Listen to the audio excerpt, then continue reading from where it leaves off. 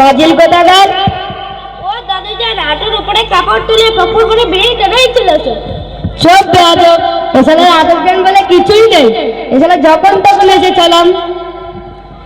ও দাদুজান আপনি হাঁটুর উপরে কাপড় তুলে বিড়ি টেনেই চলেছে, এই গুণা কি মাফ হবে?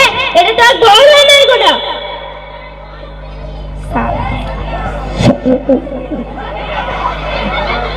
শালা এক বাড়ি দেবো না, বুঝতে পারবি। শালা আমার বিড়িটাই খেতে দেবে না ভালো হবে। ও দাদুজান আমি তো শরিয়াতের কথা বলছি, আপনি তো রেগে যাচ্ছেন কেন? আরে তুই অত শরিয়াত শরিয়াত করিস না তো, আমার একটু ভালোভাবে বিড়িটা খেতে দে। ও দাদুজান আপনি জানেন না, গত সপ্তাহে তালিমে আমাদের হুজুর বলেছেন মদ খাওয়া হারাম, বিড়ি খাওয়া হারাম, সুদ খাওয়া হারাম। তা বাদে গলায় যে লেখা আছে সতের দিকে কাপড়, আর আপনি তো দেখছি হাঁটুর উপরে কাপড় তুলে দিনের বিড়ি টেনেই চলেছো। আরে নাতি, তুই গত সপ্তাহের তালিমের কথা এখনো বয়ে বলে বেড়াচ্ছিস। যত সব, আমি বিড়ি খেলে কি হবে, আমার ইমান ঠিক আছে। ও দাদুজান এই বুড়ো বয়সে আমার কথা বললেন, মনে হয় আপনি শরিয়াতের কিছুই জানেন না। কে বলেছে আমি কিছু জানি না? আমি সব জানি। তাহলে আপনি সব জানেন, তাহলে আপনাকে একটা প্রশ্ন করি। শালা করেই তো দেখ।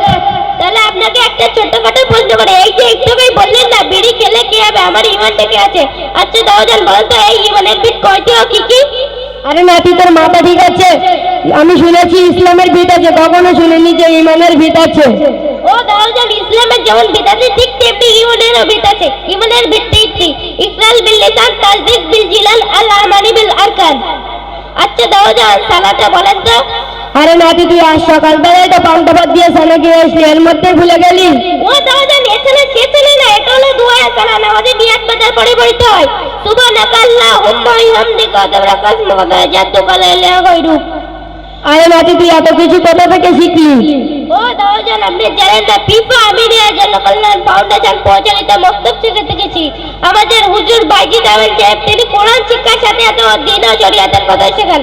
শুধু তাই নয়, আপনাদের মতো বয়স্ক মানুষদের মাগরিব বাদ ও ফজর বাদ দোয়া শেখানো হয়। ইনশাআল্লাহ কাল থেকে নাতি আমি ওই মক্তবে যাব। এবার আসি তাহলে দাদুজান। আসসালামু আলাইকুম ওয়া রাহমাতুল্লাহি ওয়া বারাকাতুহু।